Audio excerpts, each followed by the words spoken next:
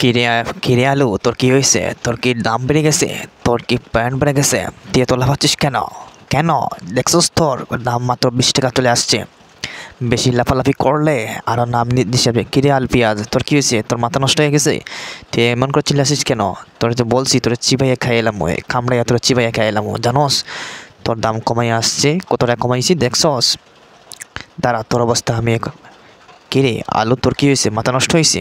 দেখ, আগে তোকে বিয়ের মধ্যে খাওয়া হতো, এখন তোকে বিয়ের মধ্যে খাওয়া হয় না। দেখ, আমি পেঁয়াজ সব তরকারির মধ্যে আমার প্রয়োজন হয়, বুঝছিস? আমার সাথে পাল্লা নিলেই তোকে আমি কাঁচা কাঁচা খাইয়া দিব, বুঝছিস? আরে বেটা পেঁয়াজ, তুই কি আমাকে শিক্ষা দিচ্ছিস? তোকে তো আমি একদম শেষ করে দিব। জানিস তুই আমার পাওয়ার কত কান? সব জিনিস বেশ চলে, কিন্তু আলু ছাড়া কেউ চলতে পারে না। জানিস আমার পাওয়ার কত কান? তুই বেশি কথা কইস না।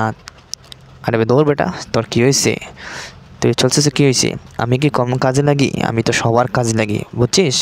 তোকে বুঝাইতে পারছি না মনে হয়। তুই শোন ভালো করে আমার কথাগুলি, বুঝছিস বেটা? কথাগুলি শোন।